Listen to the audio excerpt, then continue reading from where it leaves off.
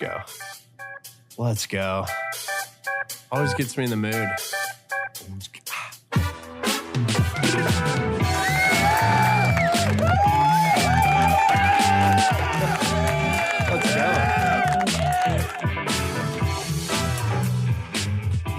All right. Welcome to episode 75 of the Epi Hour. How you guys doing? We're doing good. Doing really good. Doing good. Yeah, episode number 75. 75. It's crazy. Yeah, we've got a little bet going. What's the bet? That if we make it to episode 100, Matt Sifford, videographer, he's going to make live cold calls on the pod. Oh, that's pretty fantastic. And I'll get to train him. That's great. It's going to be awesome. I think it's great. So we've got Tim Schaumburg. That's right. Welcome. It's good to be here. I'm so happy to have you. Our new VP here, been with us a couple of weeks. Yeah. Second Friday. Yeah. Wrapping up week two. Second Friday, the second You got one. me on the pod in week two. Yeah, last day of the month of all days too. So we're very, very lucky. But first time we've really had someone with your caliber of experience join us here at the company. So I guess you want to tell us sort of how we found you, what interests you in coming over? Yeah. Well, what interested me was I was at the point in my career where I was looking for something different. I was traveling a lot. I can explain a little bit of what I was doing, but I was on the road 20 weeks out of the year and international travel, Japan a couple times. And I was looking for something where I didn't have to do that as much. Yeah. I was looking for something where there was lots of opportunity to grow, really untapped, almost unlimited upside, with a founder and owner that is investing in the business to get to that growth. Yeah. And I had a connection of someone who I really respect named David Karandish, who started a very successful business that he sold years ago and restarted another one, and now that's successful. He's just an amazing guy. And kind of connected us. So that's kind of how it happened. Super cool. I guess who found you over here? Was that Logan? Logan doing his job. Yeah. Yeah. Logan recruited me in. He's a dog. Had to pull me in. Yeah. I think he got, I think Trey was out for a couple of days and, it was like, oh, Logan, if you want to, you can call these. Yeah. Like, Cam, should I? I'm like, yeah, absolutely. Go for it. Yeah. Make some calls. So that's really cool. And you came, from Enterprise. Yeah, I can tell the story. I grew up in Jersey outside of Philadelphia, and I am a Philadelphia sports fan. Go Birds. Go Birds. And then I came out to Missouri for college. Went to a smaller school in Springfield, Missouri. I played baseball there, was involved in music. I was kind of the weird guy that did both of those things. I use both sides of my brain, I guess. Yeah. And then I started with Enterprise right out of school, partly because my wife was still in school, 2 years younger. We were both from New Jersey, Philadelphia, and we're like, hey, we're just going to head back after school. I'll just get a job with Enterprise while you finish, and then we can transfer back because Enterprise is big. I could just transfer back. By the time she graduated, I had some success and was already into management running the Springfield Branson Airport. And that kind of just started my career there and eventually did outside sales for Enterprise. And we moved up to the Jeff City, Columbia area. Yep. And that's where you're calling on really all businesses and getting them to use Enterprise for their rental car solutions, as well as fleet services and things like that. And then was promoted to area manager. We moved back down to Springfield and ran the Springfield and Branson market. There was about 7 stores. I opened 2 new stores during that time. One in Branson and another in West Plains, Missouri, which are still doing really well today. And good old West Plains. Yeah. The Zizzers, is that what it is? Yeah. Or something like that. And really just enjoyed what I was doing, working with the team and getting the team to fire on all cylinders and to win together. And that provided me opportunity to start interviewing nationwide for the next level. I ended up getting a spot in Wichita, Kansas. And have you been to Wichita? I have. It's Wichita. Awesome, yeah, right? yeah. It's Wichita, really awesome. Yeah. Shocker Nation, baby. Where the wind blows hot or the wind blows cold. It's windy no matter what day it is. And that's real windy. Like I notice here, you'll be like, it's windy. And you'll look in 15-mile-an-hour winds. It's like, it's not even windy in Wichita unless it's over 20. Yeah. And that's normal. Tough golf weather. You have to hit a knockdown out there.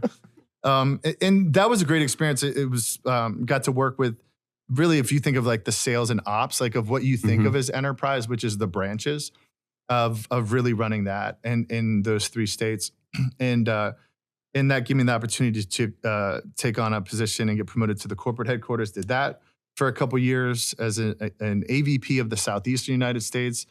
Really probably one of the favorite positions I've ever had because I got to learn from some just great people, people that were not just successful as individuals, but successful both in their personal lives and professionally, and really see how they balance those things out. Yeah. And they really live by a simple deal of take care of your people and your customers, and the profits are going to follow. Yeah. And they kind of have a guiding, like almost like a North Star that they stick to, and they don't waver from it. And really great experience, and got to interact with key leadership at enterprise, including ownership and the Taylor family, and just amazing how they do things. But then also going out into the field and working with new hires that are right out of college.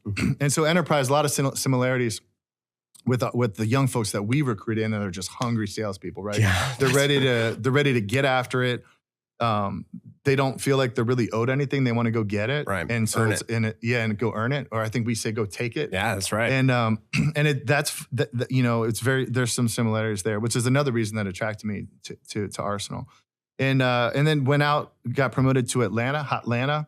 And basically in that position, it was more than just a rental ops. You were also responsible for recruiting, HR, risk management, facilities, ops, and philanthropic things. And really cool experience. And was there for 4 years, and we won a huge award the last year, and things were looking great. And then I had one of those moments where like recalibrate your brain. Right. So I'll skip through it, but my sister lost her husband tragically. She had 3 little boys. And I decided to just step away and help her in that transition. And it took about 6 months off. Yeah. And then looked for a new opportunity. And started with Tacony Corporation, which is in Missouri, in Fenton, Missouri. And they're basically a manufacturer and a wholesaler of all different kind of products. So sewing machines, believe it or not, that still exists. Really nice sewing machines, up to $25,000 sewing machines, but also commercial floor care and home floor care. Sure. So vacuum cleaners, things like that. So I led the sales team. We had salespeople nationwide. We had third-party rep groups that represented us as well as others. And so played the janitorial customers that we support here. We made the equipment that the building service contractors would use to clean the facilities. So so did that for the last 7.5 years through COVID, which was crazy. Through the latest round of tariffs, which have been, when you're a manufacturer, very hard for those that are involved with that, and a lot of your expenses have gone up because those price increases just passed forward to the next level. Passed on. And now I'm here. Now you're here. I'm really excited. Yeah, it's super cool. I think I was really excited, when I saw you coming in, looked you up. It's like if you've cold called in St. Louis, I've called Enterprise. Probably, yeah. You've called everybody. So it's like, oh yeah, he's got the chops. And then you're not always sure when someone comes in, and I've worked at the VP level. You call a ton of them every day, and you're not really sure. It's like, what are we doing? Because we've had other people in the past, and it's like they play the part, but they don't do it. And immediately you came in, and Tim, you've done a great job. It's like, you know thanks. ball, you can talk ball. You know how the guys work. You know what works, right? But I don't know everything, and I'm very aware of that. So when you're still learning. I've asked you a whole lot of questions. I've asked a lot of people a lot of questions and the more that you give me, the faster I move. I can kind of strategize. And for me coming in, I look at this like we have a job to do, and that's to take great care of our clients and to deliver. And also in order to do that, we have to take great care of our employees and develop them so that they can deliver. And that's fun. Yeah. Like to see it. And that's what you're doing, right? You're seeing it click, and they get it. And then they have some of that success, which means that the client is having success. They're getting great appointments, turning into closed business. It's electric. It's really fun. It's really cool. So, and you don't just have, like, the guys are all working. They're really excited that you're here. They're open, to improving. But I think it's cool. Like, we're working on something, and I bring it to your desk, and you're like, oh, cool, thanks. And you're working through it, and you do your thing, and I do my thing. And the next time I come back and check in, it's like, oh, look at how much farther the ball's been advanced since the last time we checked in. It's really cool. It's really cool. And you don't get to see that, at least from some of the organizations I came from. It's like, Oh yeah. The check-in is report, and then it's like, okay, now you go, No, yeah. set up all this stuff. It's been really awesome. I think. You've been here for 2 weeks now. Yeah. Are there any areas that stand out to you that we could make an immediate impact? I think I've noticed a few already. Yeah. Well, first off, the talent level is really high. So it's good. It's really exciting because, it's kind of, I know we talk a lot of sports here, but, if you want someone to be a wide receiver, you can teach them to run routes. You can't teach them to run a 4-2. That's right. Like it's just talent. And maybe the talent's there and the know-how's not there. And that's part of our job. Mm-hmm. And also on the flip side, we have some folks that we're bringing in that have the know-how already, right? One this week comes right in, he gets it. He knows what he's doing and he's like, boom, on it. And so our job is to put people in positions to win and to make plays, just like a football coach does. And but what I'm seeing a little bit as far as going back to your question with the opportunity is not as much like ball skills as strategy. Sure. Yeah. So even if you think of like football, it's like the work that happens all week so that the players can go make plays. Yeah. That's a really I think good some analogy. of our opportunity.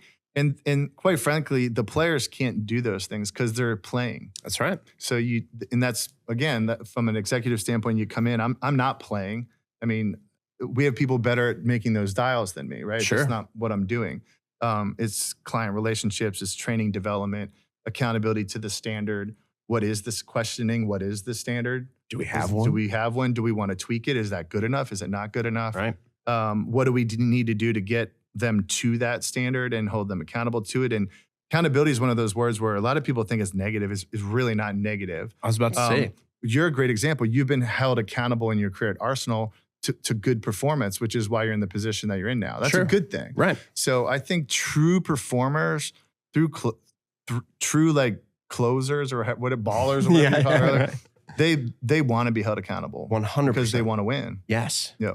Yes, I was about to say that. I'm a big vibe energy guy. Yeah, we look at the stats and the metrics and we train to specific scenarios, but also it's like the energy. Yeah. And sometimes when you start talking about metrics and accountability and, raising the standard, people get cagey. They don't like at times being pushed outside of their comfort zone. And what I've noticed is that everyone since you've been here has been really open to the feedback and excited even. And I'm open to feedback. Like if I'm missing something, just tell me because it's been really cool. Let's get it right. I don't need to be right. It's like that's and I can't take credit for that. That's a Steve Jobs quote. Right. Like I don't want to be right. I want to get it right. Get it right. Yeah. So it's been really good. And I think, refreshing.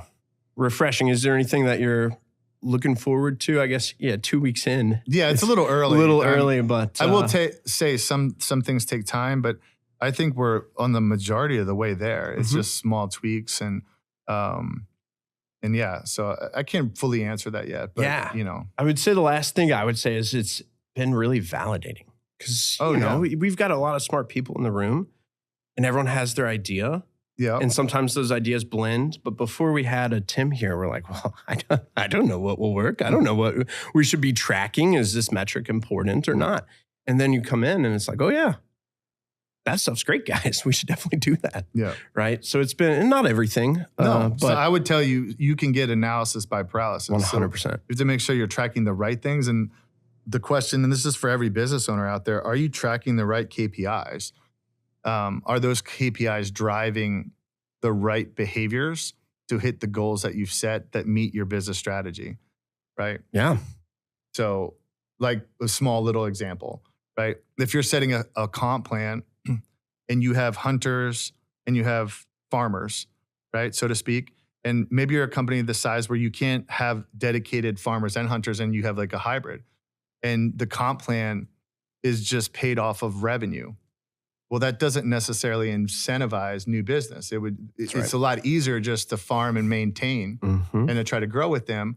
Where if you are measuring it differently and have a comp plan that rewards that, then new business per se, then you're going to close more new business because they're incentivized to do it. So, but you see that a lot, especially in small businesses, because that founder or that first generation, just visionary, just hustle, the grind, right?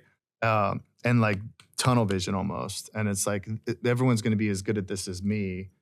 And they'll just do it because that's what we do. And it's like, not necessarily. It's been surprising and very refreshing how simple a lot of your advice has been, or things that you've recommended. One example was the time management grid. Oh, yeah. Right? And at first, you're going through it. And I'm like, what is this guy getting at? And it's like, oh, wait, hold on a second. That makes a ton of sense. I am in the do it bucket a lot. Mm-hmm. And then there's plan it, delegate it, or maybe it shouldn't be considered. Maybe it's, not a good use I can go through that quickly if you want. Sure, yeah. I think it'd be a great sales tip. It's better if I draw it out, but I think I can do it with words. In life, we have urgent things and we have important things. And if you were to put that in a quad box, right, and you would have something that's urgent and important, and then at the bottom would be it's not important or urgent. You have highly important things that aren't urgent, and you have highly urgent things that aren't important. And I think the biggest mistake that people do is the things that are important and not urgent don't get done or don't get done well. And the reason for that is the urgent things get in the way, and then you're always doing, like what you're talking about. That's right. And those really important things you have to plan for. You have to plan to do it. And I don't care what industry you're in or what you're doing, if you are leading, if you have a manager next to your name, then you're the most important thing you could do is developing your employees. That's right. And most of those things have to be planned for, right? You have to plan to go on a ride along if you're in outside sales and ride with your rep and see them in action. You can't just do it. Yeah. You have to plan to do it. One-on-one meetings, having them present on their performance, whether it be watching them live here and listening into a phone call or this, that, and the other. You have to plan to do it. And if you don't, then those urgent things fill in. And the more that you plan those things and start executing, the more trained they are, the more they can make decisions on their own and execute, and they perform better. You end up having less stuff in the urgent and important box. And a fun analogy would be like this. Like if you think, because this works in our personal lives too. Like let's say hey, I just got back from the doctor. Well, better yet, I want to lose some weight and I want to get healthier and I want to my VO2 max to improve, or pick a metric, right? You can say you want to do it, but you have to plan to do that. That's right. And once you plan it, you have to plan what you're eating, which means I have to think about meal planning and what grocery store am I going to? And if you don't do that, what do you end up doing? Eating out. Going a quick trip and grabbing something, and that's not good for you. Yeah. Same thing with exercise. Like it's never urgent to exercise, but it's important. So you have to plan to do it. You have to get up earlier. You have to have a plan to go after work. Hey, pretty soon we can go right here. That's right. We're going to have a gym downstairs, which is amazing. But you still have to plan to do it. You got to bring I'm from Jersey. I say sneakers. Oh, you got to pack your sneakers, right? You got to pack your tennis shoes if you're from Missouri. Sure. Right? But you can't just wing it. You got to have the gear. You got to have the clothes. So you have to plan for it. But here's what happens when you don't do those things. Then you're 50 and you're on the verge of type 2 diabetes. And now it's urgent and important. And you're like, crap. It all funnels. It's all, to the do it box. Urgent now. Yeah. It really helped me. Good. Even in conversations with managers, it's like, oh yeah, that's not me. Like you go handle that with your BDR, or go talk to Tim, or but now they're developing and they're teaching, which is good. Yeah. So what advice would you give to someone? This is something that I've struggled with in the past. What advice would you give to someone who is like 2 feet in the accountability bucket, and they're always ending up in the do it box, and they're kind of held to like not being able to let go and delegate, right? Because one of those boxes is delegate. Yeah, right? So things that are urgent and not important, not always, but sometimes, depending on the way your business is set up, but oftentimes can be delegated and turn into a training moment. So you're asking someone who's just inundated with the day-to-day. You're basically saying who wants someone who's controlling? Just wants to do it all. And maybe not controlling, but it's coming from the lens of accountability. The buck stops with me. This person can't get it done, so I'm just going to go do it. Well, I would tell you that the minute you manage around people and not through people, you'll never be able to scale your business. You're stuck there forever. You can't do it all. Maintaining. It's impossible to do it all. Yeah. You may find that they have better ideas and are smarter than you. So most of the time, yes. Yeah. And so you miss out on that. But the biggest thing is when you do that, you're never in a position where so in my opinion, when you look at like leaders, right, at a higher level, they have to think strategically out, not day to day. So, if you're a CEO or principal of a business, you're thinking 12, 36 months out, 5 years out. Mm-hmm. And then that middle management is executing the day to day. And if no one's ever planning long term, like think of even what Aaron's done here with thinking about we're outgrowing, I got to find a new building. Right. What other industries are we going to get into? Oh, in order to do that, we need the infrastructure. We need someone in the position that I came into. And like, you got to think like that. Otherwise you're just like doing the day to day. That's right. Yeah. And it's hard though. I would say someone that's too into that and can't relinquish control will ultimately stall out. Yeah. And I think, listening just to you talk about it there too, it's probably contained to those 4 squares. It's like, well, you can't delegate it because you don't. Stephen Covey, by the way. So he's a pretty smart guy. Feel free to read some of his books. You don't trust him to do the thing you asked him to do. So now you have to go do it. You should probably develop that person. Yes. Right. So that way you can plan it and then delegate it. The folks that I've seen that are the strongest leaders have a key eye for talent. And they're not afraid of amazing talent where that person could surpass them one day. And they're all about putting that person in a position to win. And when you do that, you end up winning. I had a mentor of mine say, the minute you stop thinking about yourself and think about others, you'll never have to think about yourself again. 100%. Yeah. It's so true.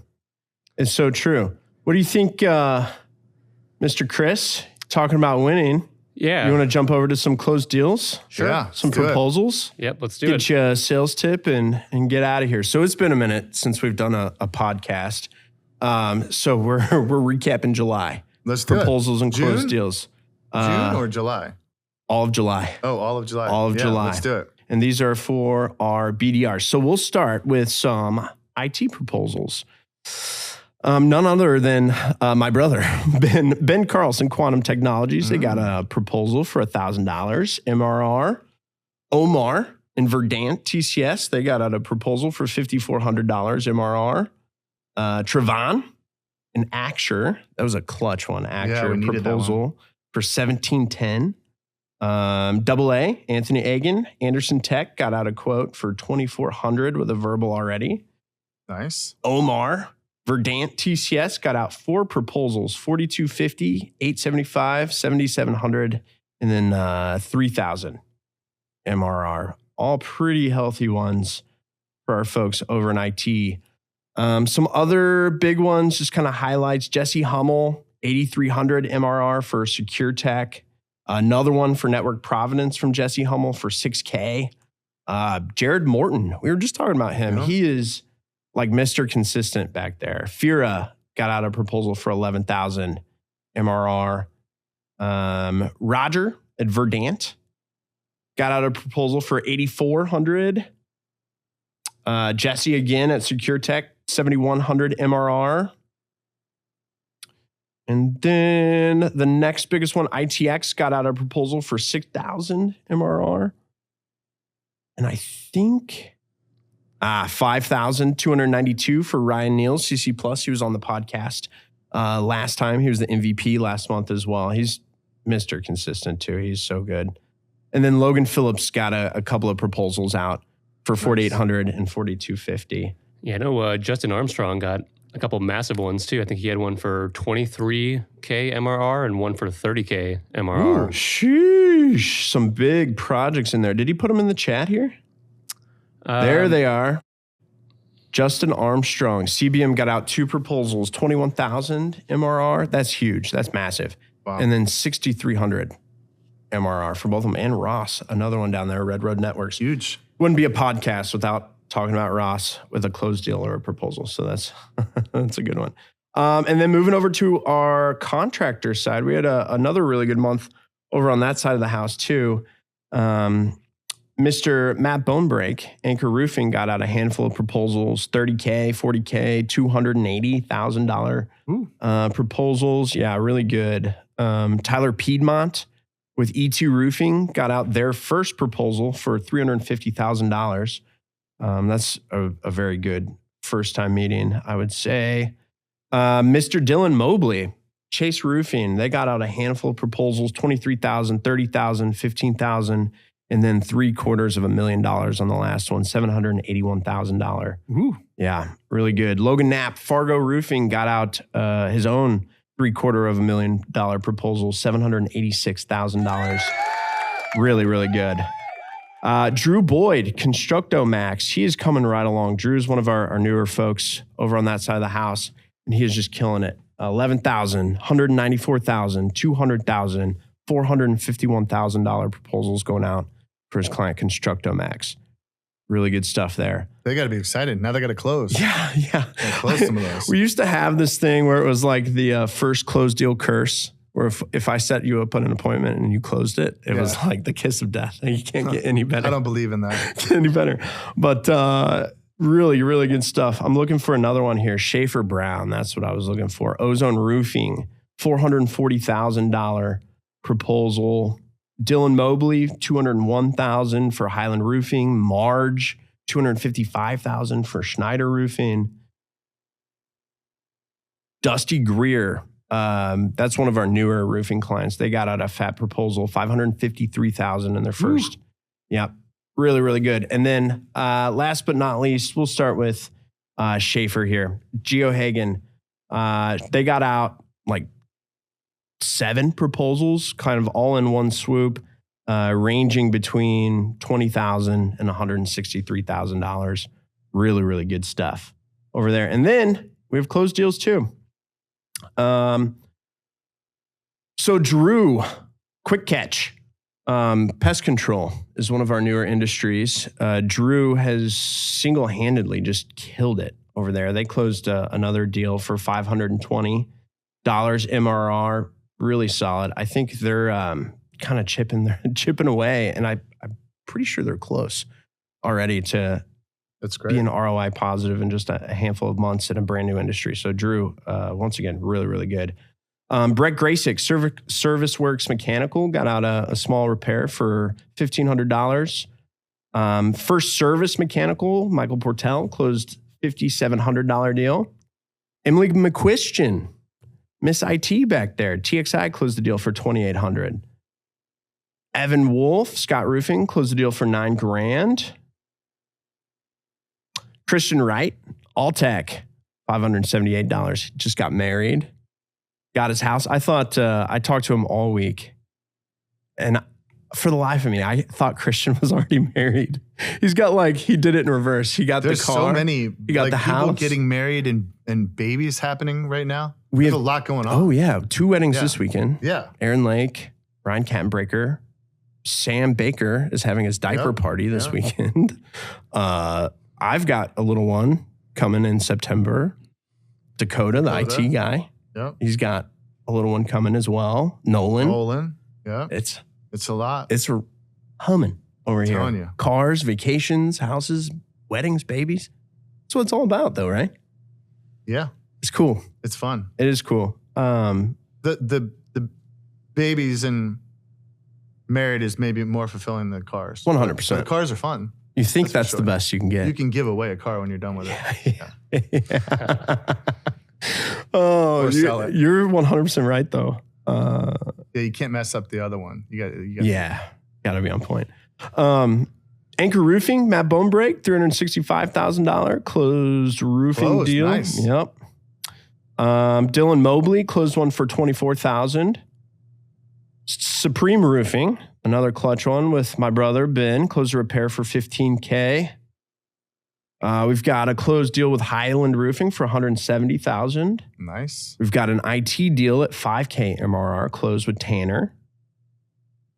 Fargo Roofing closed the deal for $666,000. And I spent a little time with them this week, got to know them, and they value the relationship. Cool guys. Really cool guys, but they're bought into the process. And one of the things that They talked. Can I talk about? Yeah, yeah. Okay. One of the things they talked about on the call, and I don't remember everyone's name at this It's point. okay. But it's basically the guy transitioned in, kind of came back into overseeing the opportunities, and I can't place his name. Michael, maybe. I think You so. could probably look it up. But he was talking about how, hey, we don't just send out quotes and bids. We engage with our customers, right? And he's really managing that process of the relationship side of things with a potential client that has a need. Was it Matt? Matt. And he's kind of taken that back over, and they've seen that.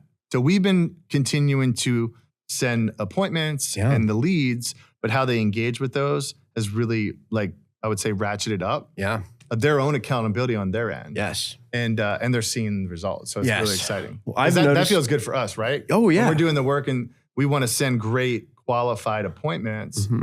And we want to make sure they're leveraging them and closing business. I think that's one of the best things I think you've done since you've been here is the guys vigorously defend their work. You've been on some of those partner meetings, and they do. They defend their work, and I think you've got a knack at kind of getting both sides to see like there's some common ground here. And Fargo Roofing is a great example because they did kind of come back to the table with some accountability on their end.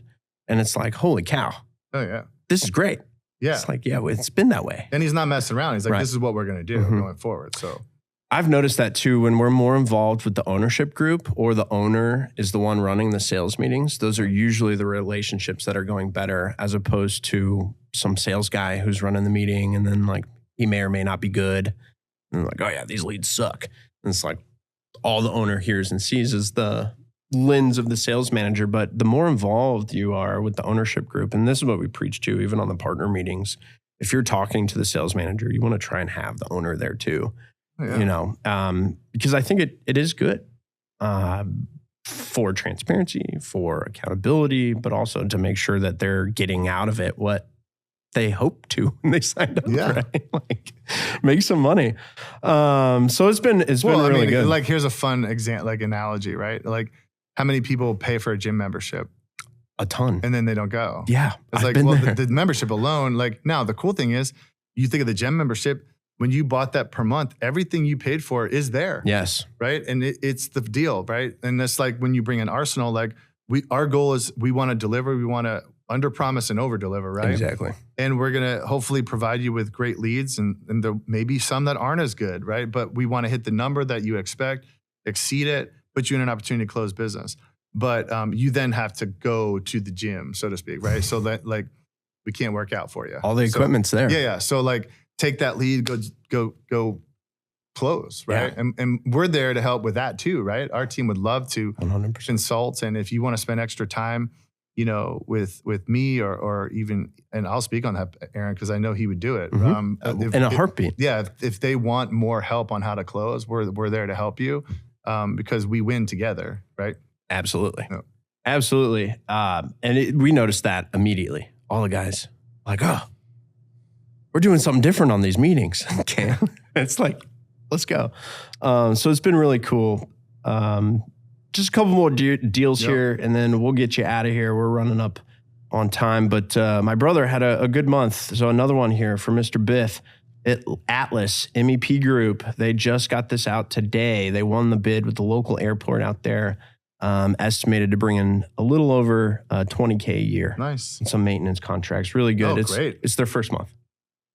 Yeah. Landed the deal with the airport in the first month. That's huge. Chef's kiss. How many years? Right now it's 2 years. That's pretty good. There's a lot of $480,000. It's 20,000. 20,000 a per year. year. Okay, So so 40,000 on an initial investment, and we're just getting going. So it's huge. Yeah, Huge. yeah, it's really cool. And then last but not least, Matt Bonebreak, Anchor Roofing, closed one today at 343 for $104,000 to. So I'm just doing some quick Matt Bonebreak, just almost $500,000. Oh yeah, last month. Mm-hmm. That's pretty good commission check coming his way. Yeah. He started here when he was 19, and he's just been racking it up ever since. Yeah, killing it. And all of his friends, he's doing their thing, they Snapchat or whatever. And like his friends are in class. They're in school. And he's like snapping a picture of his check. Yeah. It's so cool. I think what we're doing here is super cool. I think people like Matt Bumbrake are the prime example of like, you just work hard. You're in early at a great place and you can make, a ton of money a lot faster than some of your friends who are sticking it out. But yeah, I mean, even since I've started, I've really seen a lot of people just grow and kind of take a little bit more ownership too. And obviously the company's evolved and that's the best part for me. I told you that on the first day. Yep. When you tell them, this is what's happening here, people are getting married, having babies, going on vacation, buying cars, and then like that's why they come join us. And then they're the ones doing it 6 months later. That is so rewarding. It is exactly what we said it would be, and it was worth it. And I think that's all we really want to do.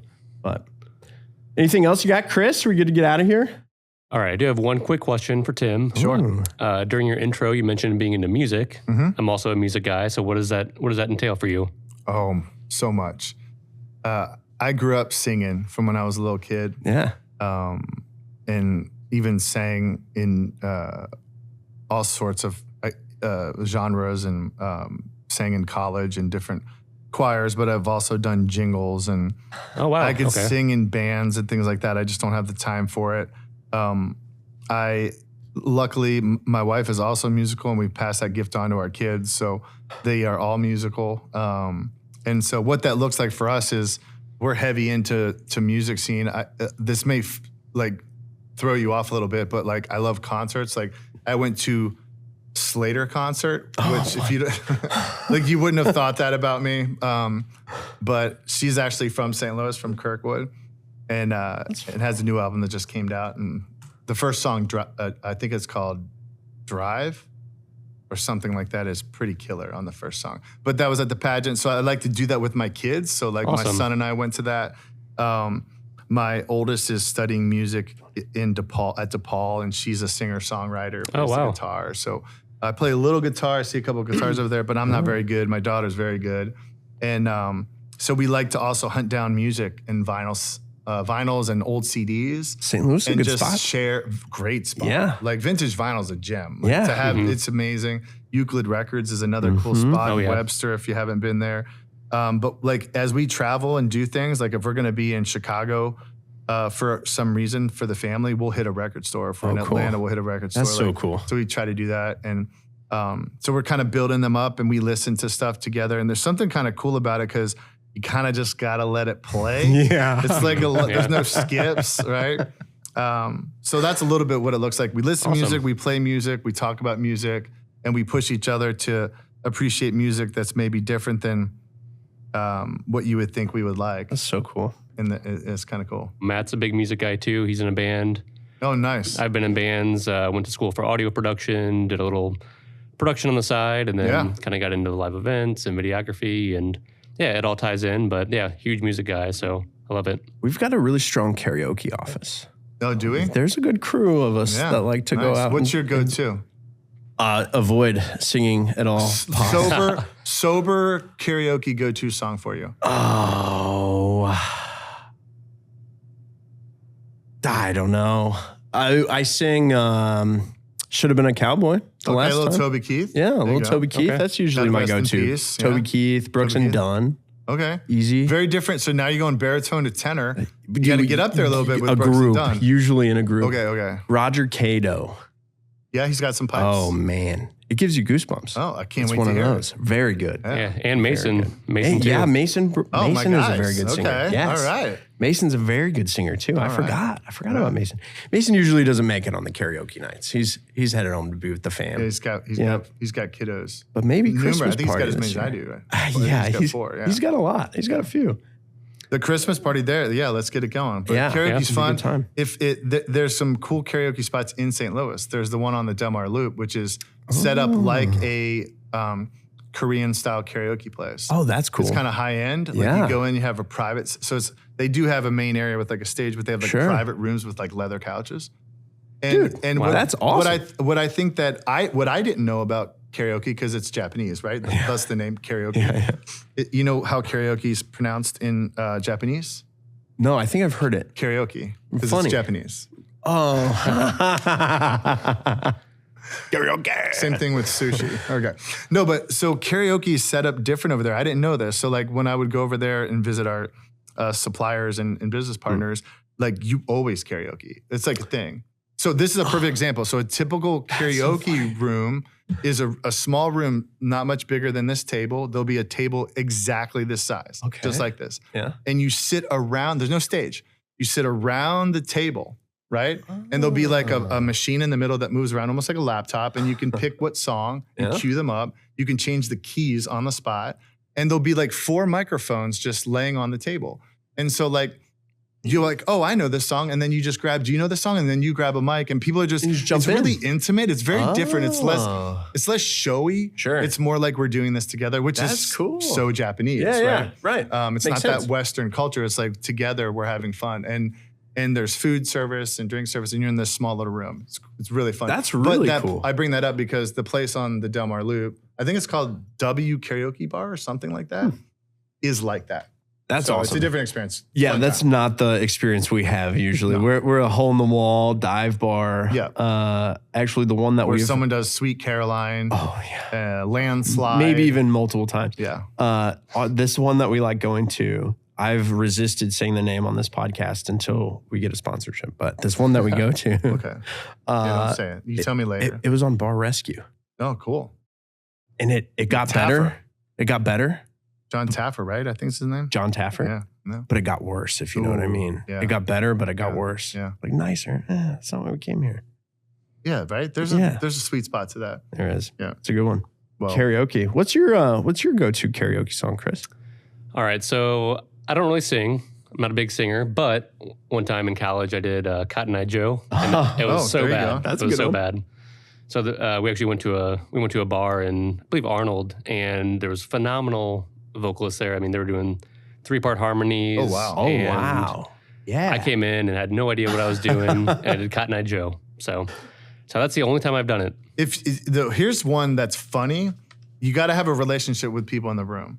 But if you don't really sing and are just really bad at singing, you can do the, I forget the name of the song, but it's like, where you just go, tequila. Tequila. I think it's called tequila. Yeah. Okay, tequila. Yeah. And it's like, you're just up to, but you have to be able to like dance and make fun of yourself a little bit. But all you have to do is say tequila. Yeah. So that's a good one. We've done that one a couple times. It always makes the crowd go wild. It's a good time. It's like a 9-minute song too. Yeah, it's too long. You gotta kill it about halfway through. That's funny. That's one of our favorites. If we go out as a group, we'll go do some karaoke. So we'll make sure to get you out there next time. Invite, yeah. It's a really good one. So I think we should do karaoke either before or after the All Team update. Okay. I told Logan Williams, our new guy here, that it's mandatory that on his first week or his first All Team update, he's got to do it. It's like hazing in the NFL when they got to get up and sing a song in front of everybody. Some of those are kind of good. Some of them are. You don't know. Good. You never know. Surprisingly good. I don't think anyone here is cutting an album, but you never know. Yeah. Jason Kelsey did. He did the Christmas album. Yeah, they sold a lot of those. Helped a lot of people. Went to the Philly public school system. It was pretty good. Jordan Mailata can actually sing. Yeah. He's like 6'8", 380 pounds. Yeah, but he's got a beautiful voice. Very, very good. And he's the one. Funny. He was the one carrying some of those tunes. Yeah, that's so fun. Well, maybe I don't know. I put out an Arsenal Christmas. Well, album. now that I say that, we do a Christmas Carol every year. True. Yeah, we do that. I mean. So maybe I'm wrong. Let's do it. Let's do it. Let's cut the Christmas album. All right, you heard it here first. Yep. Episode number 75. Arsenal Christmas album coming to you. 3/4 of the way to 100. Yep. That's it. Yeah, 25 more episodes, Matt. While you're editing this, make sure you're getting ready, buddy.